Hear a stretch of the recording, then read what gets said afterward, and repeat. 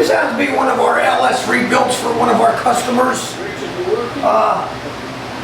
Did his cylinder heads, put some new valves in it, new camshaft, new pistons, polished the crank for this bad boy, put some ARP head bolts in here, new coil packs, Flytech system, made about 512 horsepower, 478 foot-pounds of torque.